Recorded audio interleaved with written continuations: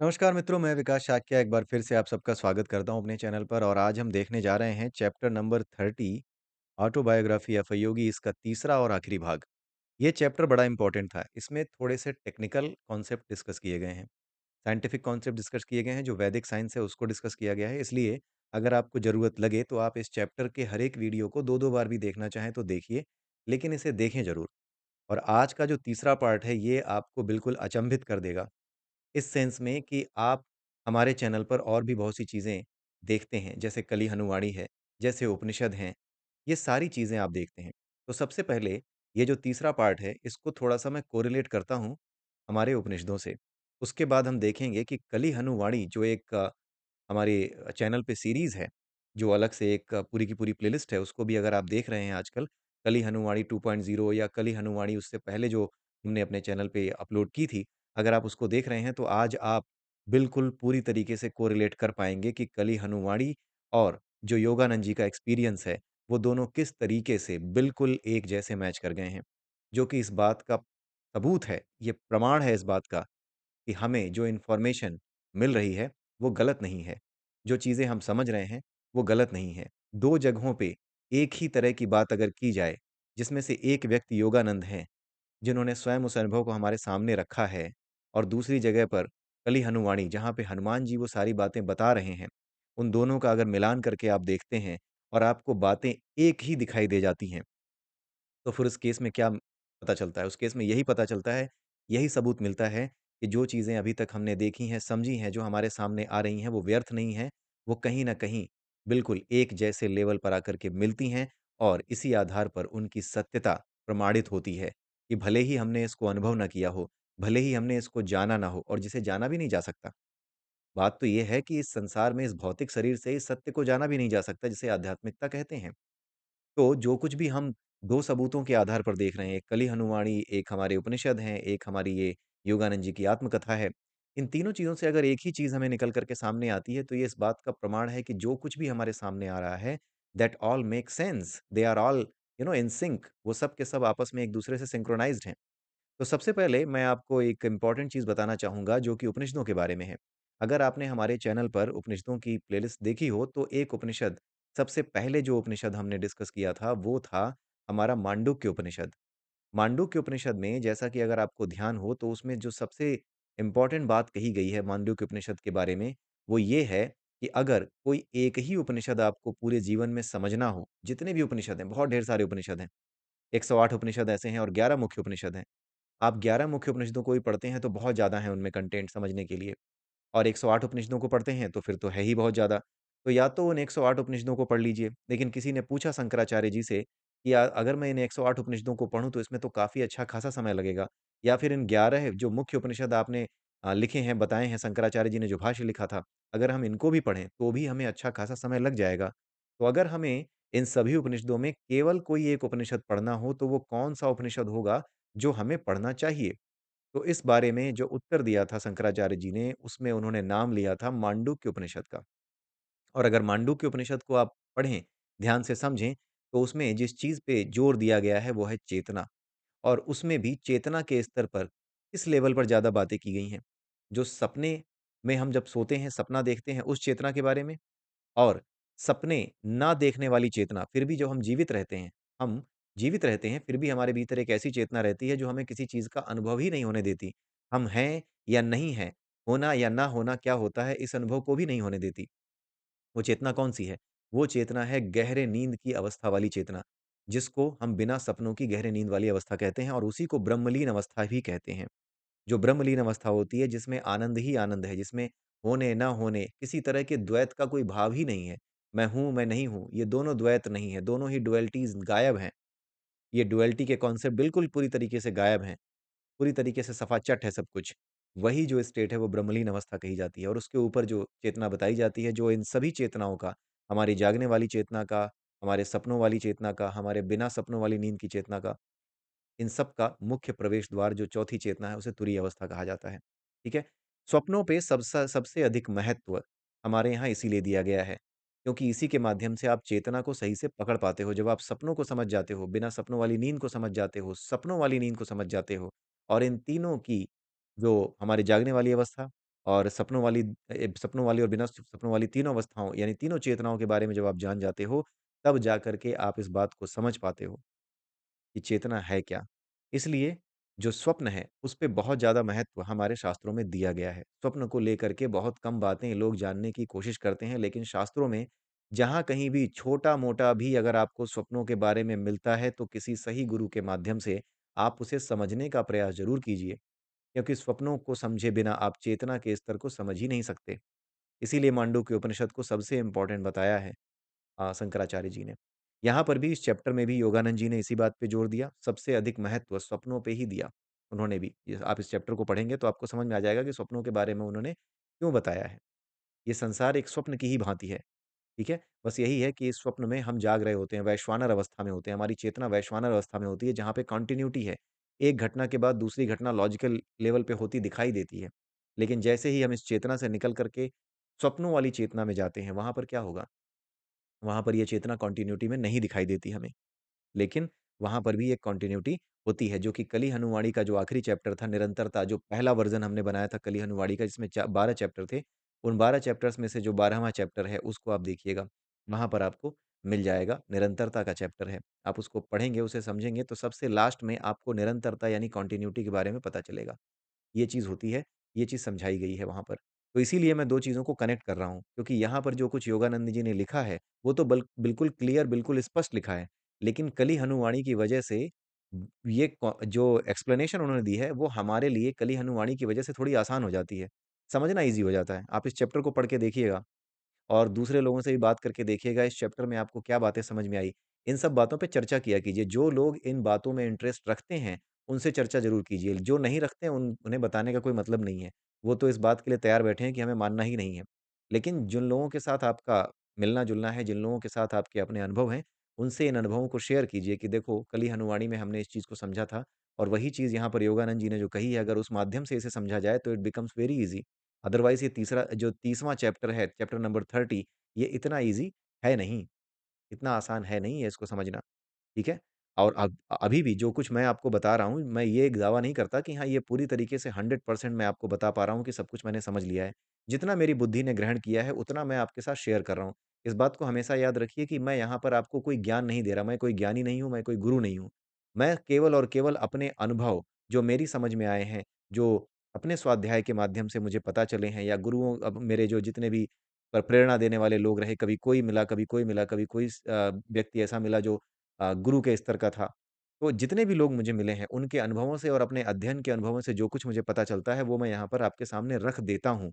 लेकिन इसका मतलब ये नहीं है कि मैं आपको ये कह रहा हूँ कि जो मैं बोल रहा हूँ, उसे पूरी तरीके से मैं सच बता रहा हूँ या पूरी तरीके से आपके इसके अलावा कोई सत्य और हो ही नहीं सकता। इसके और पॉइंट ऑफ व्यू भी हो सकते हैं। मुझे जिस तरीके से समझ में आया, मुझे जिस तरीके से चीज़ें सिंक्रोनाइज़्ड होती या कनेक्ट होती दिखाई दी, वो मैं आपको यहाँ पे बताता हूँ। ठीक है? तो आइए आगे देखते हैं इसमें बताया क्या है। स्वप्न के बारे में इतना इम्पोर्टेंस स्वप्न को क्यों दिया गया इसके बारे में योगानंद जी बताते हैं, लिखते हैं कि सपने में जो व्यक्ति होता है वो पूरी तरीके से मुक्त होता है। वो पूरी तरीके से फ्री है, उसकी चेतना पूरी तरीके से फ्री है। उसके फ्री होने का मतलब है उसकी चेतना पूरी तरीके से फ्री है। एक होता है आपका फ्री होना। आपका फ्री होने का मतलब है कि आप अपनी मर्ज़ी से कुछ भी कर रहे हैं। जहाँ पर आपको पता है कि आपकी मर्ज़ी क्या है, ये आपका फ्री होना होता है। ध्यान से सुनिएगा, आपके फ्री होने का अलग मतलब है। आपके फ्री होने का और आपकी चेतना, आपकी आत्मा, आपकी जो चेतना है उसके फ्री होने का, दोनों में अंतर है। आपके फ्री होने का मतलब है कि आप सोच समझ करके अपने मन का काम करेंगे। जो आप चाहेंगे वो करेंगे फ्री होने पर, जो आप चाहेंगे वो करना चाहते हैं, लेकिन उसमें आपकी चेतना शामिल रहती है। आपकी जो चेतना होती है, उसमें सक्रिय रहती है, उसमें एक्टिव रहती है और आपको पता होता है कि ये आप कर रहे हैं। ठीक है? ये आपका स्वच्छंद होना होता है, ये आपका स्वतंत्र होना होता है। लेकिन जब चेतना अपना स्वरूप अलग से दिखाती है, तो क्या होता है? आपको यानी आपके इस शरीर को, आपके मन को अपने आप से आपको अलग करके चेतना फिर अपना खेल दिखाती है। वो क्या करती है? सपने में ऐसी कोई भी चीज़ आप नहीं देखना चाहोगे जहाँ पे कुत्ता दौड़ा रहा हो, बैल आपको उठा के पटक रहा हो, लेकिन आपके हाथ में कुछ वश नहीं रह जाता, आपके हाथ में कुछ भी नहीं रह जाता और आपको वही चीज़ें दिखाई देती हैं जो चेतना आपको दिखाना चाहती है। चेतना जहाँ आपको ले जाना चाहती है, वहाँ ले जाती है और चेतना आपको कहाँ ले जाएगी, ये संकेत भी आप उसको किसने दिए हैं? ये संकेत जब आप जाग रहे होते हैं, जागते समय जिस तरीके के उल्टे-सीधे या अच्छे-बुरे काम करते हैं, उन कामों का प्रभाव आपकी चेतना पे पड़ता है और वो चेतना उन यादों को अपने पास रखती है और उन यादों को भय के रूप में या जिस रूप में भी उसने स्वीकार किया है, जिस रूप में भी आपने डाला है भय के रूप में, जैसे फेल होने का भय, कई बार होता है ना, स्टूडेंट्स जिस जिस स्टूडेंट को तैयारी करते-करते बहुत टाइम हो गया है, एग्ज़ाम नज़दीक आ रहे हैं, उसे भय है, क्या होगा, क्या नहीं होगा, किसी भी तरह के गूज़बम्प्स उसके जो है आ रहे हैं एग्ज़ाम के बारे में सोच कर के, तो ये क्या है, ये एक तरह का भय है। ये भय उसकी चेतना तक पहुँच जाता है और ये चेतना क्या करती है, जब ये भय उसकी चेतना तक पहुँचता है, तो ये चेतना उसको वही दृश्य दिखाती है जो भय के अंतर्गत सत्य होने वाले होते हैं। अगर वो भय सत्य हो जाए, तो क्या होगा वही दृश्य दिखाती है। जैसे एग्ज़ाम छूट गया, आप पहुँच रहे हैं, 12 बजे एग्ज़ाम था, पहुँच रहे हैं, पहुँचने की कोशिश कर रहे हैं, घर से निकले हैं, निकल कर के आप 9 निकले तो आप सही टाइम से थे, लेकिन पहुँचते-पहुँचते पता चल रहा है कि शाम के 5 बज गए, टीचर कह रहा है, "अब क्यों आ रहे हो भाई? अब तो एग्ज़ाम खत्म हो गया।" ये जो भय होता है, जो आपने अपनी चेतना पे लाद दिया है, इसी भय को लेकर के आपकी चेतना क्या करती है, उन दृश्यों में प्रवेश करती है। ये चेतना की स्वच्छंदता है। ये आपकी स्वच्छंदता नहीं है। मेरी स्वच्छंदता ये है कि अभी मैं क्या करूँ कि वीडियो बनाते-बनाते मैं गाली दे दूँ, ये मेरी स्वच्छंदता है। देखिए, मैं ऐसा करूँगा नहीं, लेकिन हाँ, ये मेरी स्वच्छंदता है जहाँ पर मुझे पता है। जब मेरा अपने ऊपर ही वश ना रह जाए और मेरी चेतना मुझे इधर-उधर खींच कर के ले जाए, मेरी चेतना कुछ ऐसे काम करे जिस पर मेरा वश नहीं है, जो मैं नहीं चाह रहा था। जैसे सपने में मैं ये थोड़ी देखना चाहता हूँ कि बैल उठा के मुझे पटक दे या एग्ज़ाम मेरा छूट जाए। मैं वास्तविक जीवन में भी नहीं चाहता और कल्पना भी नहीं करता। लेकिन जिस भय को मैंने पाल रखा, उस भय ने एक अलग रूप ले लिया और वो भय जो जो भय था वो कुछ और था। आप ध्यान दीजिएगा, भय कुछ और था। आपने एग्ज़ाम की तैयारी की, भय कुछ और चल रहा है दिमाग में, लेकिन भय जिस रूप में भी आपको डरा सकता है, उस कल्पना के द्वारा ही वो चेतना आपके सामने आपको किनारे रख कर के एक चलचित्र, एक बिल्कुल जो है फ़ोटोग्राफ़ी जैसे होती है ना, बिल्कुल एक सिनेमा के पर्दे पर जो चित्र चलते हैं, वैसे ही वो पूरी घटनाएँ आपको दिखाना शुरू करता है और आपको लगता है कि हाय राम! ये क्या हुआ? ठीक है? चलचित्र का एग्ज़ाम्पल मैं इसलिए ले रहा हूँ क्योंकि जो तकलीफ़ें युद्ध के मैदान में होती हैं, जब आप युद्ध के मैदान में खड़े हो एक रिपोर्टर बन के, भले ही आप युद्ध नहीं कर रहे हो, लेकिन उस युद्ध के मैदान में जो कुछ हो रहा होगा, उसका असर, वो धूल, धक्कड़, वो गोलियों का डर कि आपको लग जाएगी, वो आपको महसूस होता है। लेकिन जब आप पिक्चर देख रहे होते हो, तो हॉल में एसी में बैठे होते हो, जो आदमी लड़ रहा है मूवी में, उसे पसीना बह रहा होता है, ठीक है? मूवी में जो आदमी एक्टिंग कर रहा होता है, उसे पसीना बह रहा है, वो दर्द से तड़प रहा है। जिस वातावरण में उसकी शूटिंग की गई है, उस वातावरण में आप नहीं हो, ठीक है? आप किनारे बैठे हो, तो आप चाह कर भी आप कष्ट महसूस नहीं करते। आपको बस एक बेचैनी होती है, लेकिन वो कष्ट, वो शारीरिक कष्ट महसूस नहीं होता। जैसे कुत्ते के काटने पर आपको जो दर्द होता है वास्तविक जीवन में, वो सपने में नहीं होता, लेकिन बेचैनी और जो घबराहट है, वो उसी लेवल की होती है। बस दर्द का अनुभव नहीं होता, शारीरिक दर्द का अनुभव नहीं होता। यही आपका वास्तविक रूप है। यही जो चेतना है, जो आपसे अलग रह कर के, आपको लाचार बना करके आपको वो दिखाती है, जिसको आप कभी नहीं चाहते थे। वही आत्मा है, वही चेतना है आपकी। उसी को पकड़ना है। इसीलिए ये जो स्वप्न है, ये बड़ी ही इम्पोर्टेंट चीज़ें हैं। स्वप्न के बारे में जानना इसीलिए इम्पोर्टेंट है। ठीक है?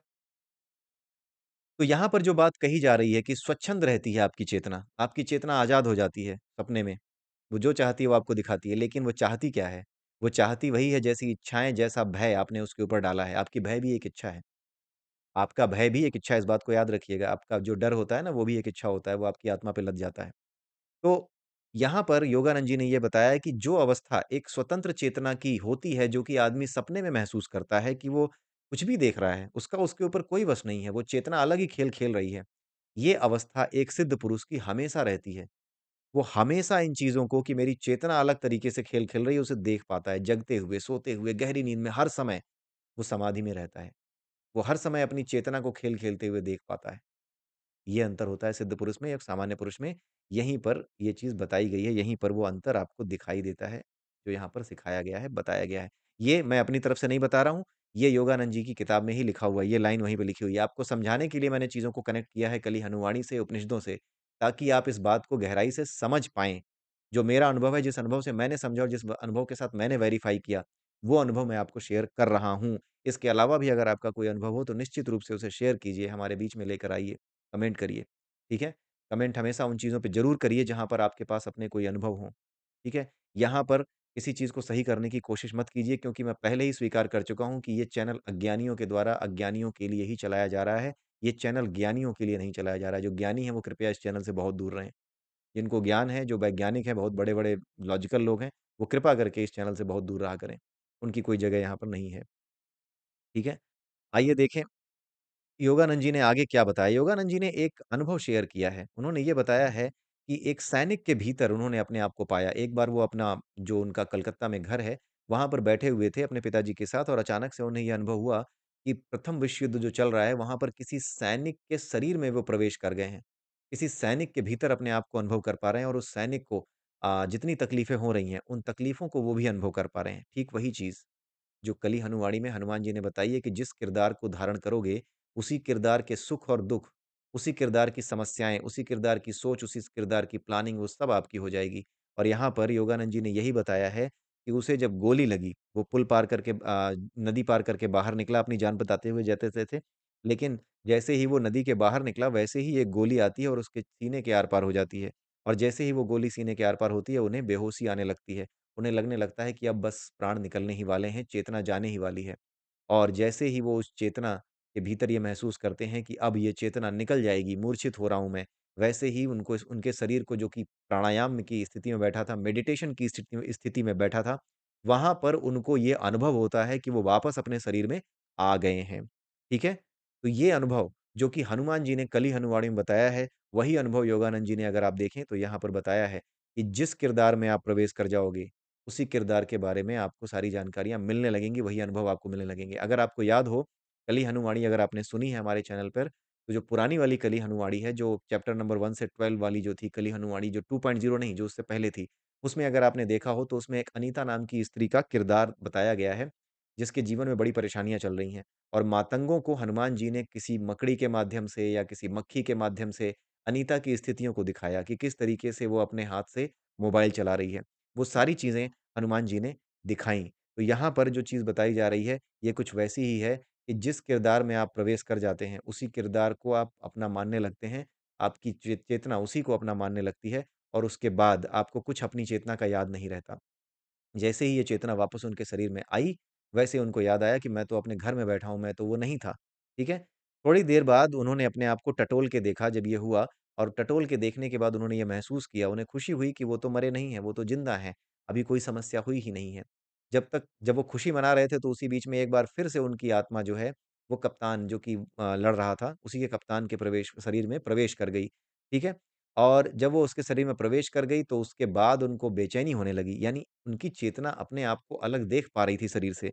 जब बेचैनी होने लगी, तो उन्होंने पूछा कि, "हे भगवान, ये क्या है? क्या मैं ज़िंदा हूँ या मर गया हूँ? या मैं हूँ कौन?"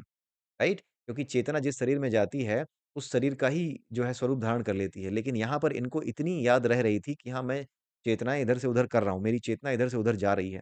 तो इसी वजह से उन्होंने पूछा कि ईश्वर से पूछा मतलब एक अपने भीतर से आती है ना कि हे भगवान ये क्या हो रहा है? वही चीज़ उन्होंने बताई है यहाँ पे कि उन्होंने पूछा कि हे ईश्वर मैं जीवित हूँ या मर गया हूँ? मेरे जीवन में कुछ बचा है कि नहीं? मैं हूँ कौन?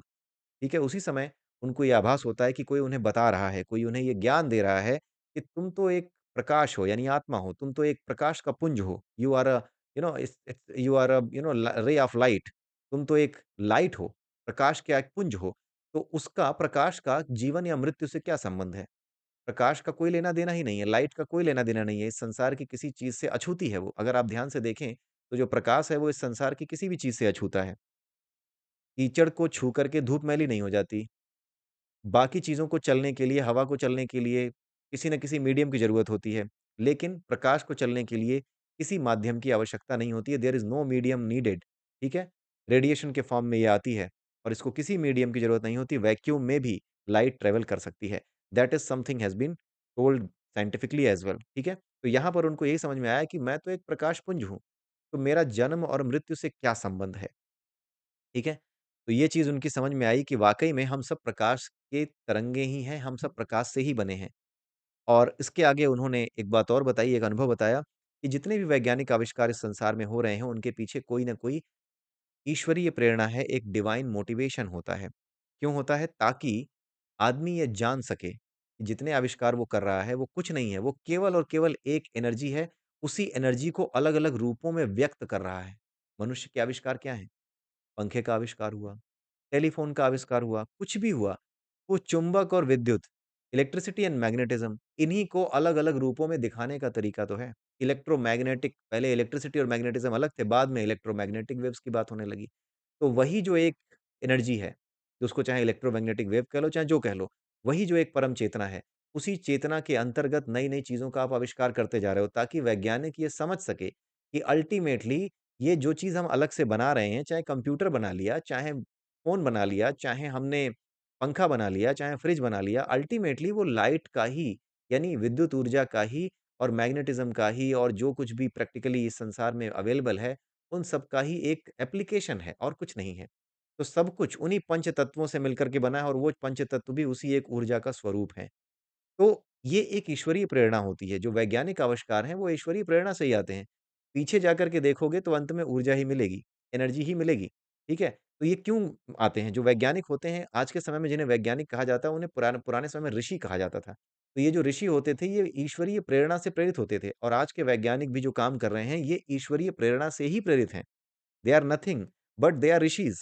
उनको भी ईश्वरीय प्रेरणा ही मिली हुई है, ताकि वो ये जान सकें कि इन चीज़ों को बना करके अल्टीमेटली वो ये समझें कि जो कुछ है वो उसी एक चीज़ से मिलकर के बना है। जैसे मार्कोनी वगैरह ने भी बताया था पिछले वीडियो में जो मैंने बताया आपको, वहाँ पर उन्होंने ऐसी ही कुछ बात की थी। ठीक है? तो ये चीज़ उन्होंने यहाँ पर बताई है और इट सीम्स लाइक कि ये आप लोग भी इससे इत्तेफ़ाक रखोगे कि हाँ, ये ईश्वरीय प्रेरणा ही हो सकती है, जो भी आविष्कार हैं, ताकि मनुष्य ये समझ सके कि उसकी तरफ जाना है। मतलब जो वास्तविक ऊर्जा है, वो कुछ और है। इस संसार में जितने भी स्वरूप देख लो, वो उसी एक स्वरूप के अलग-अलग, बदले-बदले रूप हैं। ठीक है? और यहाँ पर एक चीज़ अब जो बताई गई है, इसके लिए मैं आपको कुछ लाइन्स पढ़ के सुनाऊँगा सो दैट आप अगर आपने कली हनुमाड़ी सुनी है हमारे चैनल पर, तो आप पूरी तरीके से तुलना करके देख पाएँगे।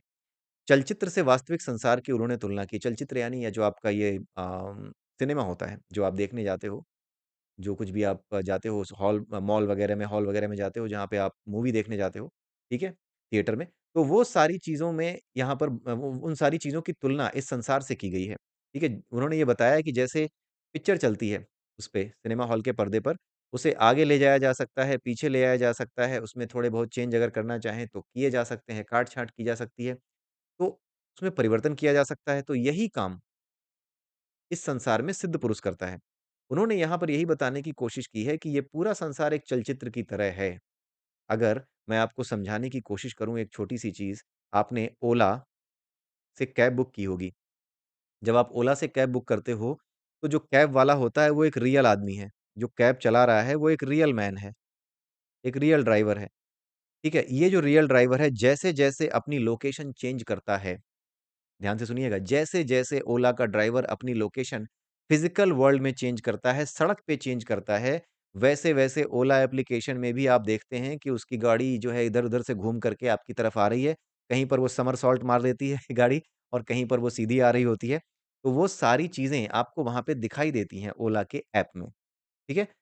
तो हो क्या रहा है? रियल वर्ल्ड में कोई व्यक्ति चल रहा है। जो जिस संसार को हम रियल कह रहे हैं, जहाँ पे सड़क है जो हमें देखने को मिलती है, यहाँ पर जो सड़क देखने को मिल रही है, जो चीज़ें हमें समझने को मिल रही हैं, वहाँ पर वो गाड़ी चल रही है, जो हम अपने आँखों से देख सकते हैं, हाथों से छू सकते हैं, वो सारी चीज़ें जो कि रियली फिज़िकल वर्ल्ड में हमें दिखाई देती हैं।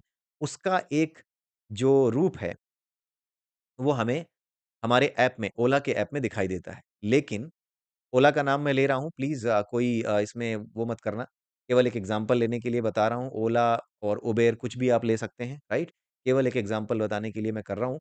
तो यहाँ पर अगर आप किसी भी एप्लीकेशन का एग्ज़ाम्पल ले लें, ठीक है? जैसे आपने कोई कोई भी ऐसा एप्लीकेशन जिससे आप कैब बुक करते हैं, तो वहाँ पर अगर आप कैब बुक कर रहे हैं और इस तरीके से देखते हैं, तो जैसे-जैसे गाड़ी अपनी जगह बदलती है, जैसे-जैसे ड्राइवर अपनी जगह बदलता है, वैसे-वैसे यहाँ पर आपके एप्लीकेशन में भी जगह बदलती दिखाई देती है। एक जगह से दूसरी जगह कार जाती हुई दिखाई देती है एप्लीकेशन में। जब हम इस संसार की बात करते हैं, तो भी यहाँ पर यही होता है, बस इसका उल्टा होता है। होता ये है कि एक जो है संसार है जहाँ पर शून्य की सुरंगें हैं, जो आपने कली हनुआड़ी में समझा होगा। शून्य की सुरंगें हैं। ये सुरंगें क्या हैं? इन सुरंगों की दीवार पर चित्र बने हुए हैं। जैसे आप मुझे देख रहे हैं, तो इस दीवार पे एक चित्र बना हुआ है, जहाँ पर आप मुझे देख रहे हैं, जहाँ पर आप मुझे अनुभव कर रहे हैं। ठीक है? आपकी आत्मा इन शून्य की सुरंगों में क्या कर रही है? ट्रैवल कर रही है। जैसे-जैसे ये आगे बढ़ रही है ना, वैसे-वैसे आप मेरी बातें सुन रहे हैं। इस चलचित्र पर वो सारी बातें, वो सारी चीज़ें सब यहाँ पर आगे की ओर बढ़ती दिखाई दे रही हैं। ठीक है? इनमें सब कुछ है। सुनने वाली चीज़ें, बोलने वाली चीज़ें, सब कुछ यहाँ पर आपको दिखाई देती हैं। जो आपसे इंटरैक्ट करते हैं, वो सारी चीज़ें यहाँ पर दिखाई देती हैं। जो कुछ भी आप अनुभव करते हैं। तो जैसे-जैसे आप आगे बढ़ते हैं, वैसे-वैसे इस चलचित्र के पर्दे पर जो कुछ घटनाएँ हो रही हैं, आगे बढ़ती दिखाई देती हैं। ठीक वैसे ही जैसे जो सिनेमा हॉल में मूवी चला रहा होता है, वो जैसे-जैसे समय बढ़ता है, वैसे-वैसे आप मूवी को आगे बढ़ते हुए देखते हैं। यहाँ पे क्या है कि आप खुद यहाँ पर काल के धागों पर सरकते हैं, समय के साथ आगे बढ़ते हैं और जो चित्र आपके सामने आ रहे हैं, वो देखते हैं। ये जो शून्य की सुरंगें हैं, यही जो है ना हमारा कुछ और नहीं है, यही वो हमारा संसार है, जहाँ से हम गवर्न होते हैं। यहाँ पर जैसे-जैसे आप आगे बढ़ते हैं, वैसे-वैसे रियल वर्ल्ड में, जिसे आप वास्तविक संसार कहते हो, जहाँ पर आप बैठे हो, जहाँ पे आप ज़मीन पे बै मैं ज़मीन पे बैठा हूँ, आप मुझे बैठ कर के सोफ़े पे सुन रहे हो या जहाँ भी सुन रहे हो, उस जगह पर ये नाटक चलता है इस दुनिया में वास्तव में ये नाटक चलता है जो आप यहाँ पर चित्रों के माध्यम से देखते हो। यहाँ पर वर्चुअली चल रहा है अगर आप देखें और यहाँ पर जिस वर्ल्ड में हम और आप जी रहे हैं, यहाँ पर फिज़िकली चल रहा है हमारे शरीर के माध्यम से। हमारे शरीर जो मिट्टी के बने हुए हैं, हमारे शरीर जो कि ये प्रोटीन का बना हुआ है, ये सारा का सारा यहीं पे चल रहा है। ये सब कुछ यहाँ पे चल रहा है। ठीक है? रियल वर्ल्ड में चल रहा होता है। इसका नाटक हो रहा होता है रियल वर्ल्ड में। तो यही चीज़ यहाँ पर बताई जा रही है कि जो योगी होते हैं वो चलचित्र की तरह इस संसार को देख पाते हैं, यानी उनका मुख्य जो लक्ष्य होता है या वो जो चीज़ देख पाते हैं, वो इस संसार को नहीं देखते, वो इस संसार को देखते हैं जिसे मैं शून्य की सुरंगें बता रहा हूँ।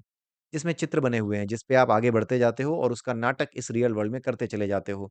तो जो योगी होता है वो इन्हीं को देखता है, यही बात बताई जा रही है। अब आप समझ रहे हैं कि किस तरीके से कली हनुमाणी से ये कनेक्ट हो रहा है चैप्टर और किस तरीके से एक हनुमान जी ने जो बातें बताई हैं, उन बातों की तस्दीक या उन बातों का प्रूफ कौन दे रहा है? खुद योगानंद जी दे रहे हैं। ठीक है? तो ये चीज़ आप समझ पाए होंगे, इसीलिए मैंने यहाँ लिखा है, are you able to relate to something? Yes, you are able to relate to कली हनुमाणी। तो सिद्ध पुरुष जो होता है या जिसकी आत्मा शून्य होना जानती है, जो आपने कली हनुमाणी में समझा होगा, जो शून्य होना जानता है, वो इन चीज़ों को, इन परिवर्तनों को करना जानता है। क्यों? क्योंकि इस तरह की एक सुरंग नहीं है, कई सुरंगें हैं। जब कोई व्यक्ति सिद्ध हो जाता है, तो इन सुरंगों में इन तारों से उतरना जान जाता है। जब वो इन तारों से उतरना जान जाता है, तो इन तारों से उतर करके किसी दूसरी सुरंग में अलग से आराम से पहुँच सकता है। उसको कुछ भी ट्रैवल नहीं करना है। क्यों? उसके लिए फिर ये पूरा का पूरा जो क्रिएशन है, वो ऊन के गोले की तरह हो जाता है। ऊन के गोले में अगर कोई चींटी फँसी है, तो उसे इधर-उधर घूमते जाना है। लेकिन जो चींटी ऐसी हो गई कि वो इस ऊन के गोले से ऊपर सकती है, अलग से ऊन के गोले को देख सकती है, तो अपनी मर्ज़ी से किसी भी ऊन के किसी भी कोने में जो ऊन है, उससे जाकर के चिपक सकती है। या ये कह लीजिए कि किसी भी शून्य सुरंग में एक आत्मा प्रवेश कर सकती है, अगर वो मुक्त होना यानी कि शून्य होना, यानी समय के तारों से आगे बढ़ते हुए नीचे उतर जाना जान जाती है। ठीक है? तो इसका मतलब ये है कि सिद्ध पुरुष जो होता है, वो लगातार इस संसार को सत्य ना मानते हुए, ये समझता है कि अगर मेरे साथ अगर कुछ बुरा भी हो रहा है, तो ये भी केवल एक भ्रम है। और इस भ्रम से दूर होते ही वो अपने आप को किसी दूसरी सुरंग में प्रवेश करा सकता है। वो करा लेता है और फिर वो जिस सुरंग में प्रवेश कराता है, उन्हीं चित्रों को जीने लगता है। जब उनको जीने लगता है, तो उसे बिल्कुल उस कष्ट की याद भी नहीं रह जाती, उस कष्ट का कोई अनुभव भी उसके पास नहीं रह जाता। क्यों? क्योंकि अब वो जिस सुरंग में घुसा है, वहाँ पर जिस किरदार को धारण किया है, उसी किरदार की ज़िंदगी उसकी ज़िंदगी हो गई। जैसे वही योगानंद जी ने बताया ना कि मैं किनारे एक सैनिक लड़ रहा था समुद्र के किनारे, मैं उसके शरीर में घुस गया और उसको जो तकलीफ़ हो रही थी, इनको भी हो रही थी। तो ठीक इसी तरीके से जो सिद्ध व्यक्ति होता है, वो ये सब कर सकता है। यही बात यहाँ पर समझाने की कोशिश कर रहे हैं। यही एग्ज़ैक्टली लिखा हुआ है कि चलचित्र से उन्होंने वास्तविक संसार की तुलना की है, इसमें आगे-पीछे जाया जा सकता है, इसमें परिवर्तन किया जा सकता है, एक सिद्ध पुरुष के द्वारा जैसे किया जाता है। अब क्या है कि इस बात को समझने के लिए कि हाँ, कली हनुमाणी से किस तरीके से ये पूरी तरह से रिलेट हो गया है ये चैप्टर अब एंड में, ये जो आखिरी पार्ट है, उसके लिए मैं आपको इसका जो बुक का जो 385 नंबर पेज पर कुछ पैराग्राफ्स हैं, वो मैं आपको पढ़ करके सुनाता हूँ सो दैट आप इसको कोरिलेट कर पाएँ। ठीक है? कली हनुमाणी को अगर आपने नहीं देखा है, तो मैं यही कहूँगा कि हल्का-फुल्का उसको देखना शुरू कीजिए। बिना उसके ना मतलब जैसे भगवत गीता के बिना आप आगे नहीं बढ़ बढ़ सकते। उसी तरीके से जो चीज़ें आपको समझ में आ रही हैं, वो कली हनुमाणी पढ़े बिना आपको ये गूढ़ चीज़ें, चाहे वो योगानंद जी के द्वारा दी गई हों, चाहे वो युक्तेश्वर गिरी जी के द्वारा दी गई हों, या फिर कोई भी गूढ़ रहस्य जो वैदिक साइंस से जुड़ा हुआ है, वो आपको पकड़ में नहीं आएगा। इसलिए कली हनुमाणी को ज़रूर पढ़ें क्योंकि वो बड़ी आसान भाषा में हनुमान जी ने बताई है, समझाई है। ठीक है? इसीलिए कहा जाता है कि हनुमान जी सदैव यहाँ पर उपस्थित रहते हैं। किस रूप में? ज्ञान के रूप में। वही ज्ञान जो हमारे और आपके बीच में कली हनुमाणी बन कर के आया है। ठीक है? अब मैं आपको सुनाता हूँ कुछ पैराग्राफ्स, उसको सुन कर के आप समझ जाएँगे कि क्यों मैं ऐसा कह रहा हूँ कि कली हनुमाणी से इस चैप्टर का बड़ा गहरा संबंध है। सुनिएगा ध्यान से, आप भी पढ़ सकते हैं लेकिन मैं सुना दे रहा हूँ। जीवंत प्रतीत होने वाले चित्रों को प्रस्तुत करते चलचित्र सृष्टि के अनेक तथ्यों पर प्रकाश डालते हैं। सृष्टि निर्देशक ने यानी इस दुनिया के डायरेक्टर ने अपनी पटकथाएँ स्वयं लिखी हैं और सदियों के इस विराट चित्रपट में असंख्य अभिनेता-अभिनेत्रियों का समावेश किया है। अनंतता के अंधकारपूर्ण बूथ से वह प्रकाश की अपनी किरणों को प्रक्षेपित करता है और एक के बाद एक आने वाले युगों की फ़िल्मों में से होकर महाकाश के पर्दे पर गिरते हैं और इन फ़िल्मों के चित्रों को प्रतिबिंबित करते हैं। याद आ रहा है कुछ, जो हमने कल ही हनुवाणी में पढ़ा? कि जो कुछ है, लिंग शरीर हम धारण कर लेते हैं, जैसे ही समय के तारों पे सवार होते हैं, लिंग शरीर धारण करते हैं और लिंग शरीर धारण करते ही उसकी जो ज्योति होती है, वो जो इन सुरंगों की दीवारों पर पड़ती है और जैसे ही इन सुरंगों की दीवारों पर पड़ती है, वैसे ही वो दृश्य दिखाई देने लगते हैं और उनका नाटक वास्तविक संसार में शुरू हो जाता है। ठीक है? जिस प्रकार सिनेमा के चलचित्र वास्तविक प्रतीत होते हैं, परंतु होते हैं मात्र प्रकाश और छाया के मिले-जुले चित्र, उसी प्रकार सृष्टि की विविधता भी एक भ्रम मात्र है। विभिन्न ग्रह मंडल और उन पर जीने वाले असंख्य जीव एक विराट चलचित्र के चित्रों के अतिरिक्त कुछ नहीं। आ गए चित्र? ये सब केवल चित्र हैं। मनुष्य की पंचेंद्रियों को तात्कालिक समय के लिए वास्तविक लगने वाले परिवर्ती दृश्य मानव चेतना के पर्दे पर अनंत सृजनात्मक किरण किरण द्वारा प्रक्षेपित किए जाते हैं। सिनेमा दर्शक दृष्टि ऊपर उठाकर देख सकते हैं कि पर्दे पर दिखाई देने वाले सारे चित्र, चित्रविहीन प्रकाश किरणों की एक बीम से उत्पन्न होते हैं। सृष्टि का यह रंग-बिरंगा नाटक भी उसी प्रकार एक विश्व स्रोत से आने वाले एकमात्र श्वेत प्रकाश से उत्पन्न हो रहा है। अकल्पनीय कौशल के साथ ईश्वर अपनी संतानों के मनोरंजन के लिए विराट नाटक प्रस्तुत कर रहे हैं, जिसमें उन्हें वे अपने ग्रह मंडलीय नाट्यगृह में नाटक के पात्र भी बना रहे हैं और दर्शक भी। हो गया कली हनुवाणी से इसका मेल? वहाँ पर भी आपने देखा था कि हम सब केवल दर्शक मात्र हैं, हमारी आत्माएँ केवल दर्शक मात्र हैं। ठीक है? अब उसके बाद आई होप कि आपको ये समझ में आया होगा कि क्यों मैं कली हनुवाणी से इसको कनेक्ट कर रहा था। ये चैप्टर लगभग समाप्ति की ओर है, आपको बहुत ज़्यादा इसमें अब समझने के लिए नहीं बचा है, लेकिन हाँ, ये चैप्टर बड़ा इम्पोर्टेंट था और इसमें मुझे अच्छी खासी मेहनत मुझे भी करनी पड़ी चीज़ों को समझाने के लिए। और थैंक गॉड कि हनुमान जी की कली हनुमाणी अब तक मेरे पास आ चुकी थी। इस वजह से ये चैप्टर समझाना बहुत आसान हो गया। आप ज़रा सोच करके देखिए, इसे आप संयोग कह लें या जो भी कह लें या ईश्वर की कृपा कह लें, ये कुछ इस तरीके से है कि वो हमें, मुझे, आपको, हम सबको फ़ेल नहीं होने दे रहे। कुछ न कुछ ऐसा मिल जाता है जिसके माध्यम से कुछ भी ऐसा होता है जो समझाने में दिक्कत हो रही हो, उसकी हेल्प हमें उन्हीं चीज़ों में मिल जाती है जो अभी तक हमने समझी हैं या किसी तरीके से हमारे सामने आई हैं। ये चैप्टर समझना वाक़ई में आसान नहीं है, मैं आपको बता रहा हूँ। आप जाकर के देखिएगा, समझने की कोशिश कीजिएगा अपने दोस्तों से या जिन्होंने भी इसको पढ़ा है, आप उनसे पता करने की कोशिश कीजिएगा कि क्या समझ पा रहे हो उससे। आपको समझ में आ जाएगा कि क्या डिफ़रेंस है। अब जो हमारे पास जो हनुमान जी का आशीर्वाद आया है और उन्होंने जो समझा है उसमें क्या अंतर है। तो क्योंकि ये हनुमान जी का आशीर्वाद है, ये अपने तक नहीं रखना है। अगर किसी से आप डिस्कस करते हैं, कोई इन चीज़ों में इंटरेस्ट रखता है, निश्चित रूप से आप उसे ये बातें ज़रूर बताएँ। कली हनुमाणी के विषय में ज़रूर बताएँ। हमारे चैनल पे ये जो वीडियो हैं कली हनुमाणी के, इनके विषय में ज़रूर बताएँ। मौका बिल्कुल ना चूकें। ठीक है? आइए देखते हैं अब यहाँ पे योगानंद जी ने कुछ अनुभव अपने शेयर किए जो हमारे काम के भी हैं। जैसे योगानंद जी ने बताया कि योगानंद जी जो है उस समय भी बता रहे थे कि विश्व युद्ध चल ही रहा था। उसी समय टीवी का आविष्कार हो गया, चलचित्र का आविष्कार हो गया और वहाँ पर उन्होंने जाकर के यूरोप में एक चलचित्र के पर्दे पर यानी थिएटर में जाकर के विश्व युद्ध का जो दृश्य था, वो नाटकीय दृश्य देखा कि कैसे विश्व युद्ध चल रहा है। उन्होंने बड़ा महसूस किया कि यार ये बहुत गलत हो रहा है, कितना दुःख हो रहा था। उन्हें बहुत दुःख हो रहा था वो मूवी देख कर के कि किस तरह के घटनाएँ हुई होंगी, उन घटनाओं को देख कर के वो काफ़ी दुखी हो रहे थे, ठीक है? लेकिन इस ज्ञान के बाद, प्रकाश वाले ज्ञान के बाद क्योंकि ये ज्ञान उन्हें हो चुका था उस समय तक, ये जो लाइट और इन सब चीज़ों का रिलेशन वो समझ चुके थे कि प्रकाश के अतिरिक्त आप कुछ नहीं हो और इस संसार में जो कुछ चल रहा है वो चित्रों के अतिरिक्त कुछ नहीं है। तो उन्होंने बताया कि मैंने रियलाइज़ किया कि it is just a play going on, they are just images जो कुछ भी मैं देख रहा हूँ वो केवल इमेजेस हैं, उनसे जुड़ने का, जानने का कोई अर्थ घुस जाने का उनमें कोई अर्थ नहीं है। और अगर आप वाक़ई में सिद्ध पुरुष हैं या आप वाक़ई में मोक्ष की ओर जाना चाहते हैं, तो ये बहुत ज़रूरी है कि आप इन चित्रों से उत्पन्न होने वाली भावनाओं से आप बिल्कुल अपने आप को दूर रखें। केवल और केवल उन चीज़ों की कल्पना करें, जिन जगहों पे आप इस संसार को ले जाना चाहते हैं। जैसे आप चाहते हैं संसार में शांति हो, तो इसलिए मत चाहिए कि हाँ, आपको दया आ रही है, आपको घृणा हो रही है, जो पाप कर रहे हैं उनसे घृणा हो रही है, नहीं। ये केवल एक कर्तव्य है संसार का भला करने के लिए, संसार के लिए संसार में शांति होना एक आवश्यकता है। इसलिए आप इस चीज़ की कल्पना कीजिए और कोशिश कीजिए कि आप अपने आप को लिबरेट कर सकें, आप अपने आप को, अपनी चेतना को अपने शरीर से अलग देख सकें।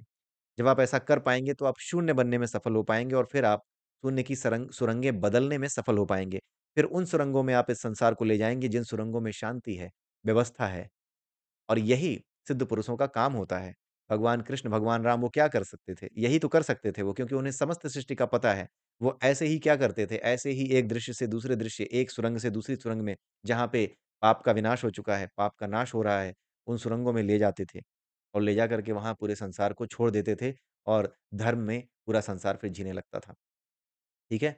तो एक तरीके से वो अपनी सुरंगों को बदलते हैं और जिस सुरंग में जाते हैं, उस सुरंग में भी एक संसार होता है और वो संसार फिर उसी तरीके से अपने आप को अनुभव करने लगता है, जिस तरीके के परिवर्तन इन्होंने कर दिए होते हैं सिद्ध पुरुषों ने, ठीक है? या भगवान ने कर दिए होते हैं। तो ये योगानंद जी को समझ में आया और ये हमें भी समझना चाहिए कि जितना कुछ भी हम देख रहे हैं, चाहे किसी भी तरह का युद्ध हो रहा हो, चाहे किसी भी तरह की पॉलिटिक्स चल रही हो दुनिया में, कुछ भी चल रहा हो, भारतवर्ष में कुछ भी चल रहा हो, कोई पप्पू हो, कोई भक्त हो, कोई मतलब नहीं है उस बात का। ये सब के सब केवल और केवल चलचित्र हैं, चित्र हैं जो चल रहे हैं इस काल आकाश के पर्दे पर। ठीक है? आगे एक बात और बताई हुई है कि ये सृष्टि, यानी ये पूरा का पूरा क्रिएशन प्रकाश और छाया दोनों है, यानी इसमें डुअलिटी है। सुख है तो दुःख है, दोनों चीज़ें हैं। बिना दुःख के अब यहाँ पे दुःख का इम्पोर्टेंस बताया है। जो लोग पूछते हैं, आप ज़रा सोच करके देखिए कि कुछ लोग क्या पूछते हैं? ये पूछते हैं कि अगर भगवान ने ये दुनिया बनाई है तो उसने दुःख क्यों बनाया है? सुख ही क्यों नहीं बनाया? भगवान ने ना दुःख बनाया था, ना सुख बनाया था। लेकिन जो दुःख तुम पैदा करते हो, अपने कर्मों से, अपने आप को इच्छाओं से बाँध करके जो दुःख पैदा करते हो, क्या तुम्हें लगता है कि उस दुःख का कोई महत्व नहीं है? उस दुःख का बहुत ज़्यादा महत्व है। अगर तुम्हें इस संसार में केवल और केवल सुख ही सुख मिले, तो कब तुम उस चेतना के बारे में सोचोगे जो तुम्हें चलाती है? कब तुम इस बारे में भी सोचोगे कि इस संसार से परे भी एक संसार हो सकता है? इस संसार से अलग भी एक संसार है, ये सोचना अपने आप में एक बहुत अजीब-सी बात लगती है और एक बहुत ही ऐसी चीज़ लगती है कि हाँ, आपको कोई सब जवाब दिखाए जा रहे हैं, लेकिन इसका बड़ा महत्व है। इसका महत्व इसी चीज़ में है कि आप तब तक नहीं सोचते कि इस संसार से परे भी एक संसार है, जब तक कि आपको इस संसार के दुःख का अनुभव नहीं होता। जब आप इस संसार के दुःख को अनुभव करते हैं, तभी आप किसी और विषय में सोचते हैं, तभी आप जानना चाहते हैं कि वो सुख क्या है? जो परम सुख हो, जो हमेशा के लिए सुखी कर दे, वो सुख कौन-सा है? क्योंकि दुःख कोई नहीं चाहता। ये बहुत बड़ा गूढ़ रहस्य है कि दुःख और सुख संसार में केवल और केवल आपको ईश्वर की तरफ भेजने के लिए ही यहाँ पर ल रखे जाते हैं। सुख और दुःख भावनाएँ हैं। भगवान ने नहीं बनाई, लेकिन वो भावनाएँ आप प्रकट करते हो। यानी सुख और दुःख भी इनडायरेक्टली भगवान के ही बनाए हुए हो गए। कैसे? क्योंकि उन्होंने आपको मन दे दिया, आपने मन से किसी चीज़ को जोड़ लिया, जब आपने जोड़ लिया वो चीज़ पूरी हो गई तो उसका प्रोडक्ट बाय प्रोडक्ट है। सुख और दुःख आपके कर्मों का बाय प्रोडक्ट है। वो भगवान ने डायरेक्टली नहीं बनाए, वो बाय प्रोडक्ट है। ठीक है? और इसी नेचर का हिस्सा हैं। तो यही चीज़ यहाँ पर बताने की कोशिश की है कि कभी दुखों से घबराइए नहीं क्योंकि दुःख जो है, इसी तरफ लेकर के जाते हैं जिसे हम आध्यात्मिकता कहते हैं। ठीक है? और ह यहाँ पर योगानंद जी ये कह रहे हैं कि इस विषय में जो मैंने समझा अभी तक, अब जो समझा, वो जो कुछ समझा था वो शास्त्रों में जितनी बातें लिखी हैं, उनको पढ़-पढ़ के जितना कुछ भी मैंने समझा उससे कहीं ज़्यादा बड़ा और उससे कहीं ज़्यादा आसानी से मुझे समझाने वाला था इन बातों को। ठीक है? और जो कुछ आप यहाँ पर सुन रहे हैं इस चैनल के माध्यम से योगानंद जी के अनुभव को और कली हनुवाणी के साथ कनेक्ट करके, निश्चित रूप से मैं अपने आप को बड़ा भाग्यशाली समझता हूँ कि ये चीज़ें हमारे पास आ रही हैं। ईश्वर की कृपा हम तक आ रही है और हमारा ये कर्तव्य बनता है कि हम बिना किसी अटैचमेंट के, बिना किसी घृणा के, बिना किसी द्वेष के, जो कुछ भी उन प्यासी आत्माओं तक पहुँचा सकते हैं, जो कि सत्य को जानना चाहती हैं, उन तक ज़रूर इन बातों को पहुँचाएँ और अपना समय उन लोगों पर बिल्कुल व्यर्थ ना करें, जिन्हें तर्क में उलझ करके हर चीज़ का साइंटिफिक आंसर चाहिए। क्योंकि इतना बड़ा साइंस समझने के लिए उनको उस साइंस को छोड़ना पड़ेगा, जिस साइंस में वो अटके पड़े हैं और जिस साइंस को उन्होंने भगवान मान लिया है। वो साइंस इस साइंस का सबसेट है। ये उनकी समझ में आ नहीं रहा है अभी, इसलिए उनसे बहस मत कीजिए, लेकिन जो प्यासी आत्माएँ हैं, जिन्हें ज्ञान की ललक है, जिन्हें ज्ञान ज्ञान की प्यास है, उनसे ज़रूर बातें कीजिए। अब लास्ट में जो कुछ पैराग्राफ्स हैं, 4-5 पैराग्राफ्स हैं, उनको आप पढ़ लीजिएगा। लास्ट का जो पेज है ना, लास्ट के 2 पेजेज़ हैं, उनको आप पढ़िएगा। उसमें योगानंद जी ने अपने कुछ पर्सनल एक्सपीरियंसेस बताए हैं कि एक दिन वो अपने कमरे में बैठे हुए थे और कमरे में बैठे-बैठे उन्हें लगा कि उनकी पूरी शरीर जो है वो प्रकाश की देह बन चुकी है। एक लाइट के टुकड़ों की तरह उनका पूरा शरीर बन चुका है। मतलब ये जो शरीर है, ये छोटे-छोटे लाइट के टुकड़ों में बँट चुका है। प्रकाश की तरह हल्का हो चुका है और शरीर उनका इधर से उधर सरक रहा है, हल्का हो गया है, ठीक है? और जब वो इस अनुभव को करते हैं, जब उन्हें ये अनुभव होता है उन्होंने लिखा है बुक में कि जब उन्हें ये अनुभव होता है, तो अचानक से वो प्रार्थना करते हैं कि मुझे ये जो चलचित्र इस संसार में चल रहा है, मैं जिसका हिस्सा हूँ, मैं भी एक चित्र हूँ। कृपा करके जिस छाया से, जिस प्रकाश से मेरा ये चित्र बना है, वो प्रकाश मुझे अपनी ओर खींच ले, मुझे अपने में समाहित कर ले।